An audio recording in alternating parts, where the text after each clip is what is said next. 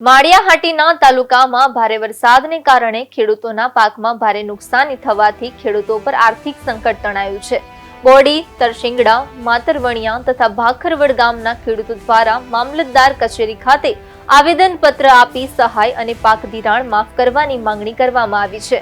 માવઠાને કારણે ખેડૂતોના ઊભા પાકને ભારે નુકસાન થયું છે।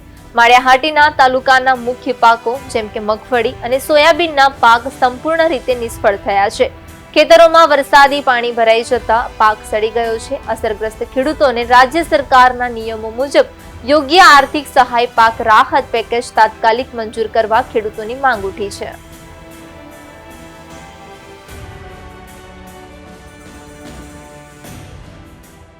પુષ્કળ પ્રમાણમાં નુકસાન વરસાદથી ને માવઠાથી થયેલું છે। બરાબર, અત્યારે જે વરસાદ થયો એ વરસાદ પહેલા જે થયો હતો એ વરસાદ અમારે ઘણો બધો વધારે હતો અને ઘણું બધું વધારે નુકસાન થયું। બરાબર, સરકારશ્રીના નિયમ મુજબ અત્યારે જે સર્વે કરવામાં આવે છે એ સર્વે કરવામાં હયાત જે નુકસાની છે કે કોઈ ખેડૂતના ખેતરમાં પાથરા, ભર કે નીરચારો જે બગડ્યો હોય એ જોઈ અને નિરીક્ષણ કરી અને સર્વે કરવામાં આવે છે। તો અત્યારે હયાત આ 4 ગામની અંદર હયાત નુકસાની તમને આંખે દેખાય એવી કોઈ નુકસાની સર્વે દેખાતી નથી। એનું કારણ છે કે 1 મહિના પહેલાં જે ખેડૂતે જે મગફળી તૈયાર કરી અને વરસાદ થયો એ ત્યારે જોરદાર નુકસાન થઈ હતી। ત્યારે કોઈ સરકારના પરિપત્ર નહોતો કે કોઈ સરકારનો નિયમ નહોતો કે ત્યારે સર્વે કરવું। તો ખેડૂતે સર્વે કરવાની રાહ જોવાની 1 મહિના સુધી, તો ત્યારે કોઈ સરકારે ક્યાંય કોઈ જાતનું સર્વે કરવાનો ઉલ્લેખ કર્યો નહોતો।